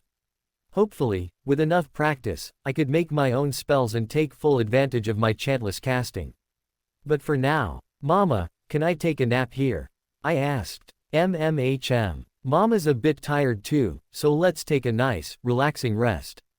Okay, sweetie. Nodding my head, I shut my eyes, letting the crackles and hisses of the fireplace lull me to sleep in my dear Mama's embrace. Hopefully I would still be able to do this just as often. I really loved this feeling, after all. Rudeus Greyrat. It had been a month since I had been reborn, and the reality of the situation had finally set in. I was a baby. Gone was the fat, disgusting body of a 34-year-old shut-in NEET, replaced with the uncontrollable body of a newborn child. Reincarnation was not an unfamiliar setting for a fantasy guru like me, but I was wondering exactly how this came to be. No goddess. No summoning. I was just here. Anyway, the first two people I saw after being born, the handsome man and the beautiful woman, were my parents. Or at least, I'm pretty sure they are. If I had to guess, they were both in their early 20s, younger than I had been in my past life. And they already had a baby at their age. Lucky. Actually, that wasn't quite right, as they already had another kid, who looked to be around too. He was cute, with choppy golden hair and dark brown eyes, and his face was already charming enough to make any Shotokan's mouth water. And seeing that smile he showed me so often, I had no doubt that he was going to get even more charming as he grew older. And no, I was not jealous. Not one bit. Anyway, I quickly realized that I was no longer in Japan, as the language they spoke, and the little parts of the culture I had picked up were completely different. And considering how they used a fireplace for heating, and the furniture and tableware being made out of wood, I was probably in some undeveloped nation, right? Actually, I've heard of a group of people in America that live without technology like this, so I might be closer to normal civilization than I thought. Or maybe it was even something crazier, like being transported back in time or something. Well, I wouldn't really be able to find out much more like this, so I suppose I'll just have to wait until I'm able to crawl. Leon Greyrat. A couple of seasons had passed since the birth of my brother, and the air was now beginning to chill as winter reared its ugly head on the land. Don't get me wrong, I truly loved the sight of the landscape blanketed in snow. But the cold, it was dangerous. Not necessarily for me and the adults, but rather for Rudy. The first winter was always the first trial every child goes through in life, and it's due to this instability in the early years that one's first birthday isn't celebrated until they reach 5 years old. But hopefully, with enough snuggles and naps beside the fireplace, my baby brother would easily survive the winter. Anyway, speaking of the little guy, he had recently discovered how to crawl. Rudy. Mama shouted before placing her hands on her hips. Geez. As soon as you take your eyes off him, he slips off somewhere. Hey, as long as he's healthy, it's fine, right? I was a little worried when he didn't cry when he was born, but it seems there are no problems, Paul responded with a shrug, watching Rudy crawl around the floor with amusement. He still doesn't cry though, he only babbles when he's hungry or dirtied his diaper, Mama said worriedly. Well, it's better that way, right? Paul said. Leaning down, I scooped up Rudy, who was hiding under the chair, into my arms. That's not something you should say about your kid, father, I said with disappointment before I looked down at my brother. And Rudy, just what are you doing with those? Releasing a sigh, I then tried to take off the pair of panties my little brother had decided to wear over his face, but he was quite adamant about keeping them on, gripping the edge of the fabric with his small hands. You really like those, huh? I murmured. Gah. He responded happily. Seriously. At first, with his good behavior and quiet demeanor, I thought he was like me, a Miko of some sort. But unlike me, he didn't have any aversion to breastfeeding, or rather, he relished it, revealing a giddy smile each time Mama pulled down her shirt. And it didn't take long for his natural childishness to show in more perverted ways. Squeezing Mama and Lilia's breasts, burying his head in said breasts, constantly leering at those breasts, a lot of breasts. And also with the underwear thing, like right now, it was obvious that Rudy was a little weird. Well, he was half of Paul, so I guess he was simply developing a little early. Anyway, having eventually wrestled the pair of panties off his face, I passed Rudy over to Mama before grabbing my coat and making my way outside. I'm gonna go try some elemental magic, okay Mama? I said. Okay. Tell me if you need any help, and don't stay out there too long. It's getting cold, after all, she answered. Got it. A couple of days ago, I graduated from Mama's teachings, as I had learned how to read, showed off my already stellar arithmetic skills, and became an intermediate rank healing and detoxification magician. I still wasn't at the level of Mama, as I still lacked the skill and experience, but I was sure I would eventually reach her with enough practice. Besides, with my chantless casting abilities, rather than training to complete spells, I was practicing my control of mana in general. Building up the basics, one could call it. I also discovered that intermediate rank magic was actually quite difficult. The beginner rank was mostly about innate talent, along with some level of concentration to maintain the spell, but going past that required the user to help guide the mana flow alongside the chant. If I were to explain it, for intermediate rank magic, the incantation showed you the path, but wasn't able to follow through on its own like with beginner spells, so it needed a push from the magician. This was also why intermediate rank mages were seen as extremely skilled compared to beginner rank ones. Anyway, with all that said, my schooling had finished, yet I was still eager to learn. Which brought me to now. Watching my magic power reserves grow over this past year, I had come to a conclusion. Childhood was key. From how the common belief said that kids could only learn magic at 5, and that there was little hope to grow magic reserves, I guessed that this rate of growth slowed down at 5, and by 10, it stopped altogether. So that meant that right now was the prime time to grow my reserves. And since I wouldn't have to harm myself or anyone to use the magic, elemental magic should be a much more efficient way to expand them. Initially, I was worried that Mama still wouldn't let me try it, but now that I was older, and we had a large yard for me to practice in, there were no worries about making a mess. I just had to be sure not to aim for the plants. Mama would get really angry if I destroyed them, after all. Pulling out a textbook of magic, I slowly went over the contents, searching for where the things I already knew ended, and the new information started. Most of the basics of magic I had already covered with Mama's lessons, and considering I was a bit of an anomaly with my chantless casting and mana reserve growth, I didn't know how much I could trust it anyway. Ah, there we are. Water Ball. The most basic of beginner water spells. As its simple name implies, it summons a ball of water that is then launched at an enemy. Well, no time like the present. Let the vast and blessed waters converge where thou wilt and issue forth a single pure stream thereof. Water Ball. Extending my hand while casting the magic, I focused on the sensation of my mana moving through my body. Similar to healing, my mana cycled through my arm toward my hand, but while healing radiated it outward, this time, it concentrated in my palm before releasing all at once, forming a floating sphere of water about the size of my fist over my palm. I was still unsure what exactly in these chants changed the element and effect of the mana, but I hoped to discover it with enough practice. As my thoughts trailed off, I lost my focus on the magic as the sphere of water collapsed in on itself before falling to the ground with a splash. Seems like I'll need concentration to maintain elemental spells too. Tuning out the world, I spurred the mana in my body to follow the path toward my hand as I focused on the image. Compared to healing and detoxification, water was quite easy to picture. Flowing streams, vast oceans, coursing rivers, and going deeper than that, a water molecule. With 2 hydrogen atoms connected to an oxygen one at the center.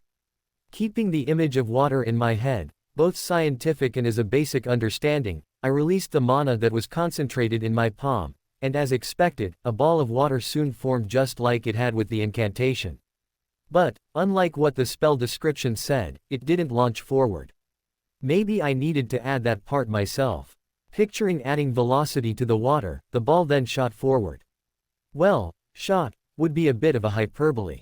It flew about a meter, before abruptly falling to the ground, as if it had simply jumped out of my hand. Yeah, this definitely still needed some work.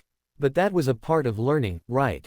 For the moment, it would be much more useful to just use an incantation, as the spell would actually, launch as it's intended.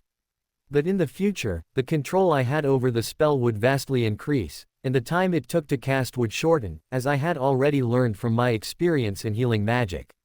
And even then, the control and usefulness part could come later.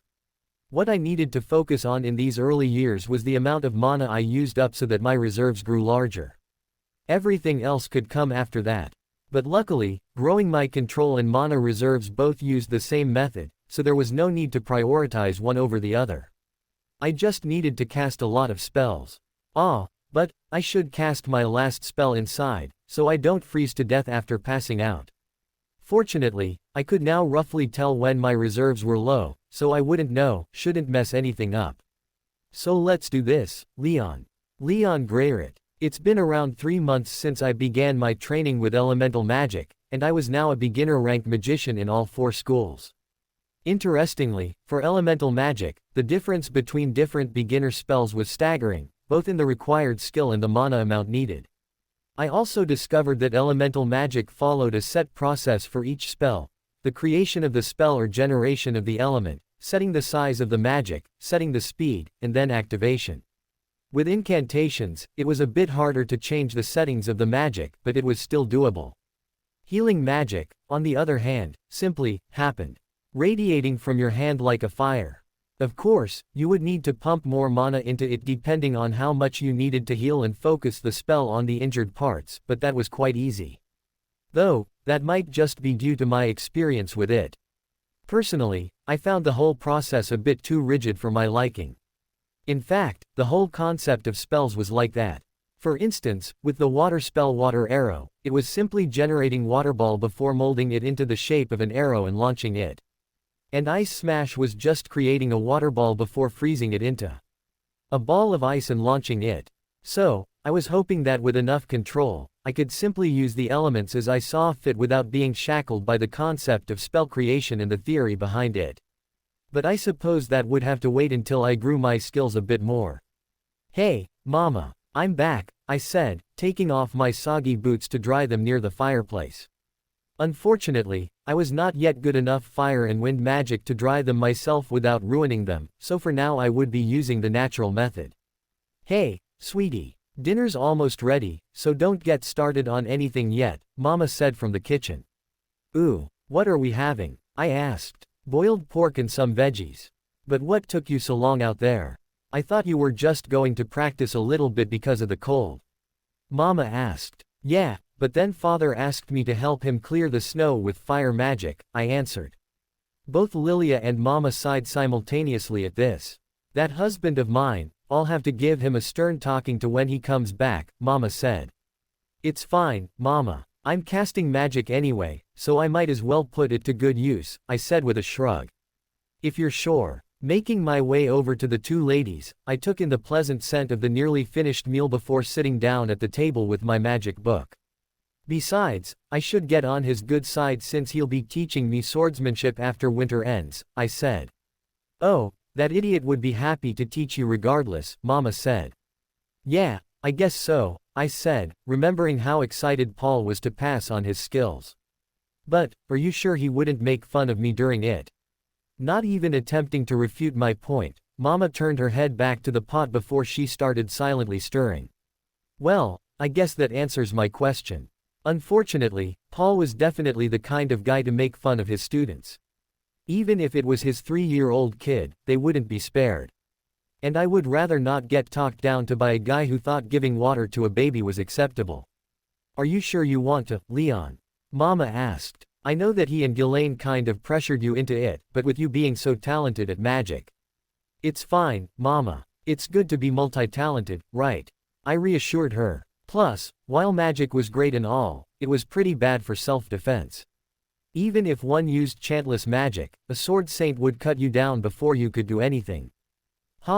If you're certain, then I suppose I'll let him train you." "But, Leon, are you sure you don't want a magic tutor as well?" Mama asked. I shook my head in response. "No thank you, Mama. At least not yet. I could say that we shouldn't spend our money carelessly, especially with a baby sibling, and likely more in the future if their nightly activities were to be any indication, but I knew my mama wouldn't accept that as an answer. I still need to try the intermediate spells from the book, and even then, I need to focus on practicing what I already know rather than learning new things." Mama still had a small pout on her face, so I guess I would need to ease her worries a bit more. "But, if I ever hit a roadblock, I'll ask you then, okay?" That seemed to do the trick as she noticeably perked up with a smile. "Good. And don't you forget that, okay?" "Got it, Mama." At least for now, I had no need for a tutor. I mean, I don't know exactly how they would even teach me, considering how I likely went against the traditional way of learning with chantless magic and all. But when I aim to learn saint-ranked spells, I'll need a teacher since the magic book we had only covered up to the advanced rank, and spell books with saint-ranked magic are extremely difficult to find, if not impossible. "But, Mama, Yes, Leon. Where is Rudy? I asked. She instantly lifted her head before her eyes began darting around the kitchen. Damn it. Rudy, where did you crawl off to this time? And such was life. And that concludes chapters 1 to 5. If you want to hear more of the story, make sure to like and subscribe to the channel, or you can check out the full story using the link in the description.